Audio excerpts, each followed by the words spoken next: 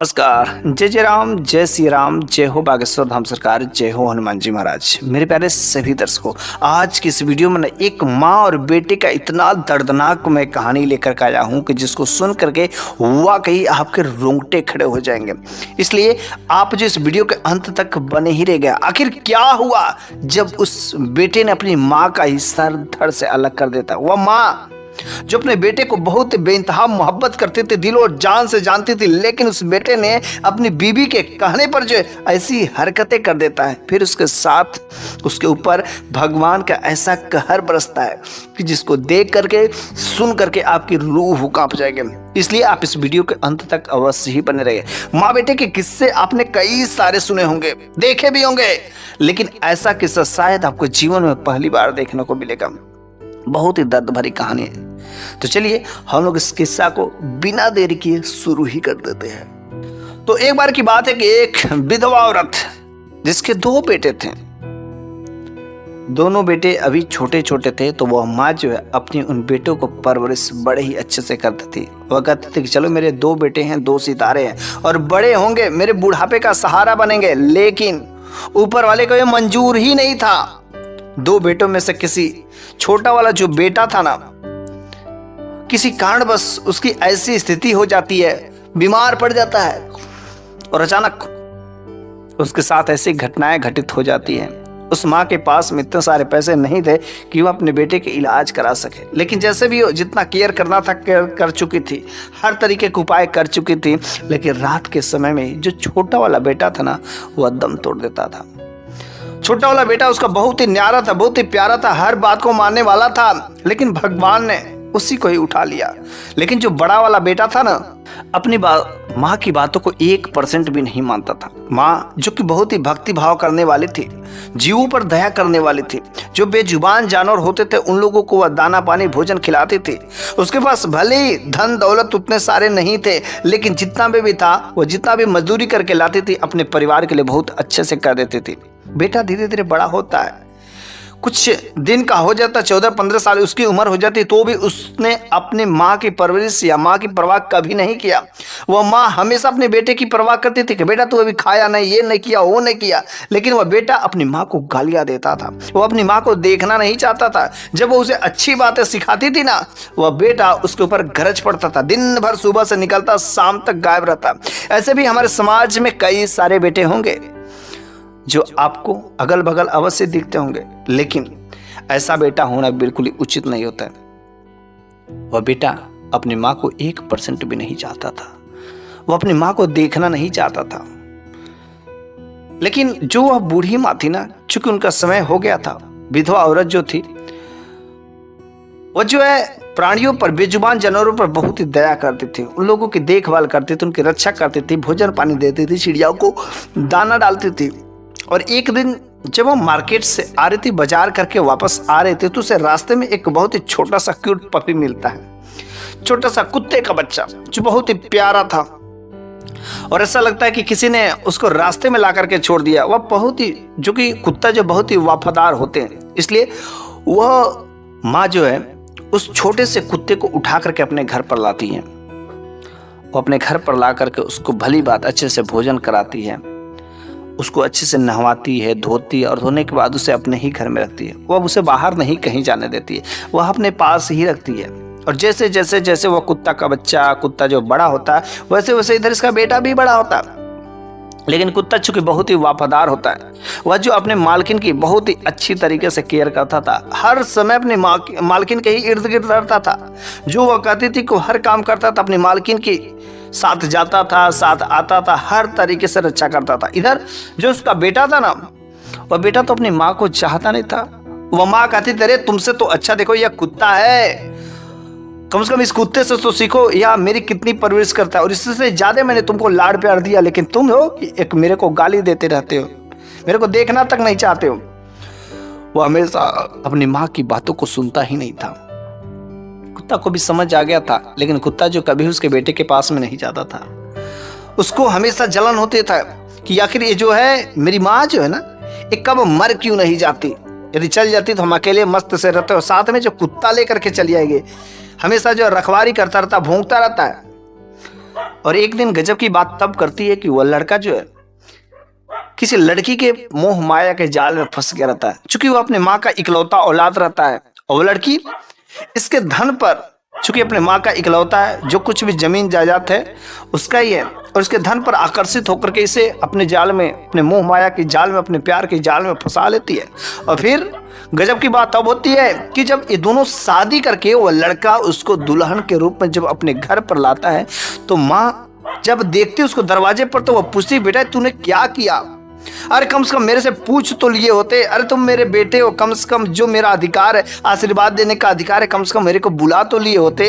अरे भाई भला मैं मना थोड़े करती कि तुम शादी मत करो, लेकिन तुमने तो यह भी अधिकार मुझसे छीन लिया। और आजकल ऐसे कई सारे किस्से हमारे समाज में होते हैं कि जो बिना अपने माँ बाप के अनुमति के बिना ही मंदिर में, कोर्ट में, इधर उधर जाकर के डायरेक्ट शादी कर लेते हैं। अरे भैया, मैं कहता अरे माँ बाप का कम से कम ये अधिकार मत छीनो। ऐसा अधिकार, अगर ये अधिकार छीनते हो तो समझ लो तुम्हें कहीं नर्क में भी जगह नहीं मिलेगा। और वह भी बेटा ठीक वैसा ही करता जो पिता तो थे नहीं, इकलौता था, और वह अपनी माँ का यह भी अधिकार छीन लेता है। माँ अपनी आंखों में आंसू ले लेती है बेचारी चुपचाप, और वह लड़का गरज करके करता, देख आज से यह मेरी पत्नी है और इसी घर में रहेगी। अगर तुम मेरी पत्नी को किसी भी प्रकार की कोई बोलने की कोशिश की तो समझ लो तुम्हारी खैरियत नहीं है। फिर वह बहू और बेटा उस घर में रहते थे। वह बेटा अपनी माँ का 1% भी केयर नहीं करता था, और जो बहू आए तो वह भी अपनी माँ पर, अपनी सास माँ पर बोझ ही पड़ी। वह भी जब बेटा नहीं जानता था तो वह भी नहीं जानते थे। साथ में जो कुत्ता था, उस कुत्ते को देख करके दोनों के दोनों लोग जलन करते थे, और दोनों लोग कहते थे करे ये बुढ़िया कब किस दिन मर क्यों नहीं जाती। तो कभी कभी तो बहू कहते अरे जब तुम्हारी माँ है ना तो क्यों ना जहर दे करके खत्म कर देते। कहते ना ना ना, जहर देंगे तक अगल बगल के लोग जो जान जाएंगे और क्या होगा हमारे साथ में। लेकिन जैसे भी अगर इस बुढ़िया से किसी तरीके से छुट्टी मिल जाती तो बड़ी अच्छी बात होती। और बहू कहती तो ले जाए कहीं दूर छोड़ आइए। तो कहता अरे बुढ़िया बहुत होशियार है, अगर कहीं छोड़ेंगे तो वो फिर से आ जाएगी, और इसको यहाँ पर मैं कुछ कर नहीं सकता क्योंकि साथ में एक कुत्ता रहता है। और फिर जो इसके जो अगल बगल के जो लोग हैं इसको इतना जानते मानते हैं, इस वजह से मैं तो इसे कुछ नहीं कर सकता, किसी तरीके से कोई जाल चलना ही पड़ेगा। वह दोनों बेटा और बहू मिल करके अपनी माँ के पीछे षड्यंत्र करना शुरू कर देते हैं, एक एक प्रकार के कष्ट देते हैं। चूंकि वह माँ जो है भगवान की भक्त थी, भगवान की भक्ति भाव करने वाले थे, उसे कुछ ना समय मिलता तो बस वह बैठ करके भगवान की भक्ति किया करते थे। कुत्ता बगल में बैठा रहता था, हर तरीके से हमेशा उसके इर्द गिर्द ही रहता था, कभी वह उससे दूर नहीं जाता था। बस वह माँ और उस कुत्ते को लेकर के, चूंकि कुत्ता बहुत ही वफादार जानवर होता है, अपने मालिक के लिए, अपनी मालकिन के लिए वो कुत्ता अपनी जान तक दे सकता है। ये कुत्ता इतना वफादार होता है। लेकिन वह बेटा और बहू जो है, चूंकि उसका ही खून था वह बेटा, लेकिन अपनी माँ की कभी परवरिश नहीं किया। अपनी माँ को उल्टा एक एक प्रकार से मारने का षड्यंत्र रचने लगा। और फिर एक दिन उन लोगों को मौका मिल ही जाता है, दिमाग में खुरपाती विचार आ ही जाते हैं कि बगल में शादी है। तो बहू ने कहा कि देखो बगल में शादी और उसी दिन जो है आपकी माँ को जो खत्म करने का कुछ उपाय हो, क्योंकि उस बुढ़िया से जब तक छुट्टी नहीं मिलेगा तब तक हम लोग सुख अदारा नहीं कर सकते। एक तो साथ में कुत्ता लेकर के रहती, जब ये बुढ़िया ही नहीं रहेगी तो कुत्ता कहाँ से रहेगा। और फिर बेटे ने कहा कि अगर शादी की रात क्या होगा। उसने कहा शादी की रात मैं जो बात कहूँगी शांति से कर लेंगे, सब जो लोग जो बिजी रहेंगे, अपने अपने काम में मस्त रहेंगे, शादी विवाह देखने में, और इधर हम लोग इस बुढ़िया का काम तमाम कर देंगे। बस हुआ यही, शादी की रात जो है सब लोग अपने काम में, अगल बगल के लोग मस्त से, इधर वह बेटा और बहू दोनों जो है अपने उस बूढ़ी माँ को उस दिन जो बहुत ही सुनहरा जो खाना बनाते हैं, अच्छा सा स्वादिष्ट खाना बनाते हैं, और कहते हैं कि माँ आज हम लोग जो है किसी दूसरे घर नहीं जाएंगे खाने, और मैं तुम्हारे लिए बहुत ही स्वादिष्ट खाना बना, इसलिए आज हम लोगों के साथ में खाना। बड़े ही प्यार से वह बेटा कहता, माँ बड़ी ही खुश हो जाती, चल कम से कम बेटा तो पूछा तो। और जब वो जा रही थी खाने के लिए तो कुत्ता के अंदर बहुत ही बेचैनी छम जाती है, और कुत्ता बार बार उसके इर्द गिर्द घूमने लगता है, उसका कपड़े पकड़ के खींचने लगता है कि मत जाओ मत जाओ। वह समझ नहीं पाती कि आखिर कुत्ता मेरा रास्ता क्यों रोक रहा है। कुत्ते को कुछ भी चीज़ों पहले ही आहट हो जाती पहले, इसलिए जो हमारे गांव में अक्सर में जो कुत्ता रोने लगते हैं, भौंकने लगते हैं, फिर जो उस कुत्ते के साथ में क्यों नहीं होगा कि उसकी मालकिन के ऊपर जब खतरा पड़ने वाला है तो उस कुत्ते को अंजाद मिल जाता है, गैस मिल जाता है। वो अपने मालकिन को बार बार रोकता कि मत जाइए मत जाइए मत जाइए, लेकिन वह मालकिन अर्थात वह विधवा औरत अपने कुत्ते को रोक करके वो वहाँ पर बेटे और बहू के साथ में भोजन करने के लिए चली जाती है। उधर जो बेटा और बहू ने प्लान बनाया था कि जैसे ही माँ शांति से बैठ करके खाना खाएंगी ना, उसी समय तलवार से उनका सर धड़ से अलग कर देना, बस खेला समाप्त हो जाएगा।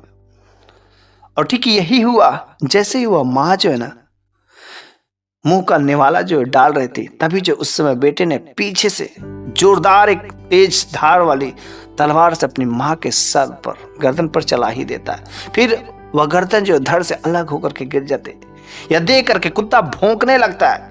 फिर वह उसके ऊपर जो काटने के लिए दौड़ता है, लेकिन तब तक वह तुरंत वह तलवार की धार जो उस कुत्ते पर भी चला देता है। उस कुत्ते का भी सिर जो 2 टुकड़ों में बट जाता है। 1 सेकंड भी नहीं लगता, क्योंकि वह तलवार की धार बहुत ही शानदार थी। दोनों के दोनों वहीं पर मर जाते, गिरे रहते। दोनों को दोनों लोग थोड़े से घबराते हैं, लेकिन कहते हैं आखिर इसको कैसे क्या किया जाए, लोग जान जाएंगे। उसने कहा घबराने की बात नहीं है। दोनों के दोनों लोग घर में ही मिट्टी खोद करके और उस कुत्ते को और उस अपनी बूढ़ी माँ को जो उसमें दफन कर देते हैं। दफन करने के बाद मस्त से आराम से दिन काट रहे थे। लेकिन अभी तो इधर जो है उस बूढ़ी माँ को ऐसा काम किए हुए मात्र 2 ही दिन बीते थे। लेकिन इधर अचानक जो उसका पति था ना, जो वो लड़का था, उसके सपने में बार बार कुत्ता आने लगा। वो कुत्ता बार बार भौंक करके इसे काट रहा है। अचानक उसकी नींद खुल जाती थी और वो अपनी पत्नी से कहता था, देखो ना मेरे को कुत्ता भौंक रहा है, मेरे को कुत्ता बार बार काटने को दौड़ा। बहुत ही भयानक कुत्ता है, बहुत ही विशाल कुत्ता है। उसके लंबे लंबे नाखून है, दांत लंबे लंबे, पता नहीं मेरे को इतना जोर से। अब तो उसे सपने में आते थे। लेकिन 2 दिन होते हैं, 3 दिन होते, 4 दिन, इधर चारों माहौल शांत हो जाता, शादी विवाह बीत जाती है। और 4 दिन जैसे ही बीतते, अब तो उसके सामने ही कुत्ता आकर कैसा लगता था, अदृश्य शक्तियां को यह आकर उसको भौंक रही है। और वह भौंकता था, इसके ऊपर काटने के लिए दौड़ता था, बाकी किसी को नहीं दिखाई देता था। और वह इधर उधर छुपता था, एक करता था, वो करता था। अपने पत्नी से कहता, देखो ना वहां पर कुत्ता है, देखो मेरे को काटने आ रहा है। वो समझ नहीं पा रहा था कि मेरे साथ ऐसा क्यों हो रहा है, कुछ भी उसे समझ नहीं। 3 दिन, 4 दिन, 5 दिन ऐसे ही रहता। वह डर डर के इधर जिधर बैठता उधर ही रोता है, चिल्लाता है, चीखता है, कभी काटता है, इधर दर्द का उधर दर्द का, ऐसे अनेक प्रकार के उसके सामने हरकतें होने लगती। उसकी पत्नी को लगता है कि मेरा पति अब पागल हो गया है, मेरे पति के साथ में कुछ ऊपरी ऐसी हवाएं जो चल गई है, जिसके प्रभाव में अब पड़ गया। इसलिए वह जो है औरत, उसकी पत्नी जो है, एक जो साधु बाबा के पास में जाती है और उन साधु बाबा से कहती है कि देखिए जी, मेरे पति के साथ में ऐसी ऐसी हरकतें हो रही है, उन्हें कहीं पागलपन का दौरा है या कोई ऊपरी हवा का दौरा है, मुझे समझ नहीं आ रहा। क्या किसी ने कोई काला जादू कर दिया, कोई टोना टोटका कर दिया, क्या कर दिया मेरे पति के साथ में। उसने कहा कि ठीक है, अभी मैं देखता हूं। तो उसने देखा तो कुछ खास नहीं पता कर पाया। उसने कहा कि इसको अच्छे तरीके से जानने के लिए तुम्हारे घर पर ही जाना पड़ेगा। उसने कहा अरे मेरे घर पर क्यों? उसने कहा बिना तुम्हारे घर पर जाए हुए मेरे को पता ही नहीं चलेगा कि तुम्हारे घर का मामला क्या है। फिर जो है वह साधु बाबा को लेकर के अपने घर पर आती है और साधु बाबा जैसे ही घर के दरवाजे पर, घर के प्रांगण में पैर रखते हैं, तुरंत उन्हें आभास हो जाता कि इस घर में बहुत कुछ गड़बड़ काम हुआ। अभी अपने प्रभु का ध्यान करके थोड़ा सा बैठ करके वहीं पर ध्यान करते, जैसे ध्यान करते सारा का सारा मामला समझ आता क्या होता, क्या हुआ है। और उसके पति को बुला करके कहते कि बोलो आखिर तुम्हारे साथ में ऐसा क्या हो रहा है। उसने कहा देखिए ना, अरे मेरे सामने बार बार एक कुत्ता आ रहा है, उसके भयानक बड़े बड़े विषैले दांत है, उसके लंबे लंबे नाखून है और मेरे को बार बार नाखून मार रहा है। जिस समय वो साधु बाबा आए रहते उसमें वो कुत्ता अदृश्य हो गया, तो वो कुत्ता उन्हें परेशान नहीं करता है। और वहां पर उस साधु बाबा ने कहा कि देखो जी, तुम्हारी जो बूढ़ी दादी माँ है ना, आखिर वो कहाँ है। उसने कहा कि वह जो अपने बहन के घर पर गई हैं और इस समय हम लोग यहीं पर जो है 2 लोग हैं। तो उसने कहा अच्छा दादी माँ अगर तुम्हारी नहीं, तुम्हारी माँ नहीं है, तो जो उनके चाहने वाले अगल बगल के लोग हैं, क्या तुम उनको बुला सकते हो। उसने कहा इसमें बड़ी सिंपल सी बात है। और फिर जो है अगल बगल के जो भी गाँव वाले थे वे लोग भी वहाँ पर मौजूद हो जाते हैं। फिर उसने कहा कि क्या आप लोग जानते हैं कि इसकी माँ कहाँ पर गई है। उसने कहा हाँ, इसकी माँ तो एक कुत्ते के साथ में हमेशा रहती थी और बहुत ही अच्छी थी, बहुत ही नेक दिल की थी। वो हर तरीके से कभी किसी को कष्ट नहीं देती थी। लेकिन आज जिस दिन शादी था उसके अगले दिन से इसकी जो माँ जो दिखाई नहीं दे रहे। तो उसने कहा अरे बताओ तुम्हारी माँ कहाँ गई है। तो उसने कहा मासी के घर पर गई है ना। तो कहता कि उनको बुलाना जरूरी है। फिर जो गांव में से एक लोगों को वो उनके मासी के यहाँ पर भेजा जाता ताकि उनको लाने के लिए। लेकिन जब उनकी मासी को बुलाया जाता है तो मासी ने उस साधु बाबा से कहा, बाबा जी मेरे यहाँ पर तो मेरी बहन काफी दिनों से नहीं आई है और उसका कोई चर्चा भी नहीं होता है और उसका कुत्ता तक कहीं कुछ नहीं आया। तो उसने कहा, देखो तुम्हारी माँ से भी अब तुम्हारे सामने आ गई है, बताओ तुम्हारी माँ कहाँ है। वह बेटा और बहू दोनों कहते, नहीं नहीं मेरी माँ तो आपके ही घर पर गई थी ना, आप झूठ बोल रही हैं, आखिर मेरी माँ कहाँ है। वह बार बार अपने मासी पर प्रताड़ित करते हैं, जोर से बोलते ताकि वो कुछ बोल दे, लेकिन वह मासी बार बार एक ही बात कहते, अरे मेरे घर पर मेरी बहन आई ही नहीं तो मैं कहाँ से बताऊंगे। फिर साधु बाबा को गुस्सा चढ़ जाता है, क्योंकि सारा का सारा मामला जान ही गए थे। उसने कहा, बंद करो अपना ड्रामा, तुम दोनों पति और पत्नी जो अपने आप को बहुत ही ईमानदार बन रहे, शायद तुमको नहीं पता है कि इस दुनिया में सबको अपने कर्मों की ही सजा मिलती है और तुम्हारे जो पति है ना, इसको भी अपने कर्मों को ही सजा मिले। सच्ची सच्ची बता, तुम लोग जो अपने माँ के साथ में क्या हरकतें किया है। अगर तुम लोग नहीं बताओगे तो सोच लो तुम्हारे साथ में बुरा नहीं होगा, अच्छा नहीं होगा। मैं ऐसा हास्य करूंगा कि जिसको सुन करके सोच करके तुम्हारी रूह कांप जाएगी। उसने कहा, नहीं बाबा जी आप विश्वास करिए, मैं कुछ नहीं किया। दोनों बेटा और बहू जो अपना जुबान नहीं खोलते।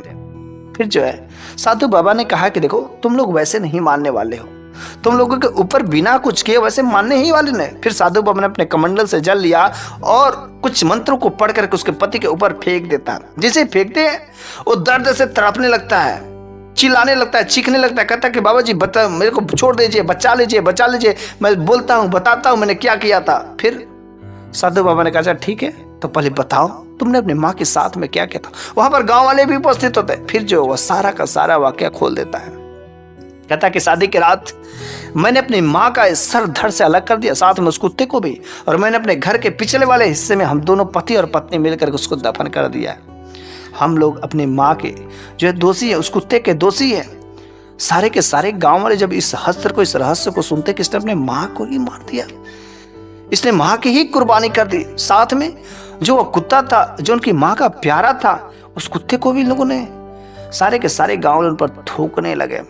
साधु बाबा ने कहा, बताइए ये जो इंसान है क्या इसने अच्छा काम किया, इसके साथ कैसे सजा मिलनी चाहिए।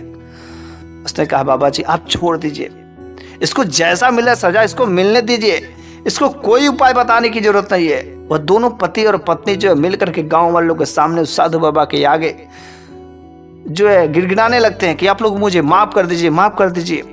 लेकिन गांव वालों ने कहा, हाँ मैं माफ तो एक शर्त पर कर सकता हूं, तुम अपनी माँ को मेरे सामने ला करके खड़ा कर दो। वह कितनी नेक औरत थी, लेकिन तुमने अपने माँ के साथ में ऐसा काम किया, भगवान तुमको कहीं का नहीं छोड़ेगा।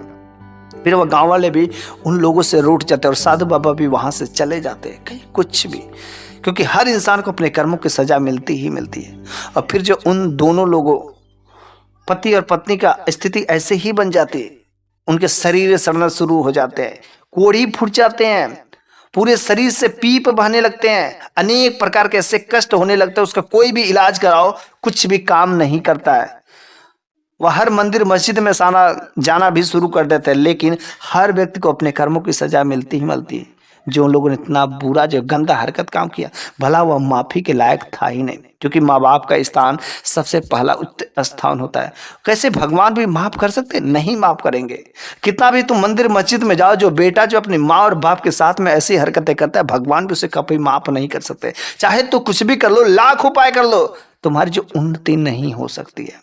और ऐसा ही इस बेटा और बहू का हालत होता है। कितने दिनों तक उनके शरीर से दर्द निकलता ही नहीं था, पीड़ा थी, कराहते थे, भोजन के लिए तड़पते थे। जैसा जैसा जिस तरीके से अपनी माँ को कष्ट देते थे ना, वैसा ही हसर आज इन लोगों के साथ में हो रहा। और एक समय ऐसा भी आता है कि दोनों लोग तड़प तड़प करके काफी लंबे दिनों तक पति और पत्नी उसी घर में दम तोड़ देते हैं। उनका कोई वारिस भी नहीं होता है, कोई संतान नहीं होती है। फिर उनको तो उनकी करने की सजा मिल जाती है। लेकिन मैं आप लोगों को इस कहानी के माध्यम से बताना चाहता हूँ, कैसे भी हमारे गांव समाज में कुछ ऐसे लोग होते हैं, कुछ ऐसे संतान होते हैं ना, जो अपनी माँ बाप के साथ में ऐसी हरकतें करते हैं, अपनी माँ को गालियां देते हैं, माँ को मारते हैं, माँ से प्यार नहीं करते, माँ की परवाह नहीं करते हैं। उन लोगों को मैं बोलना चाहता हूँ कि भगवान उनको उनकी करने का फल देगा। और ऐसी कहर बरसता है उन लोगों के ऊपर कि भगवान कभी माफ नहीं करता। इसलिए हमेशा अपने माँ बाप की सेवा करनी चाहिए, उनको दुख नहीं देना चाहिए, उनको हर तरीके से परवरिश करना चाहिए, रेख दे करना चाहिए। बुढ़ापे का सहारे होते हैं बेटे, और वह बेटा जब बुढ़ापे का सहारा नहीं बनेगा तो फिर भगवान उन्हें कभी किसी गली का नहीं छोड़ेगा। बस आज की तो यह कहानी यहीं पर समाप्त हो जाती, लेकिन अगले वीडियो में मैं एक नई शानदार कहानी के साथ में लेकर के फिर से कुछ ऐसे ही इस तरीके से अजीब तरीके से हाजिर होऊंगा। तब तक के लिए धन्यवाद।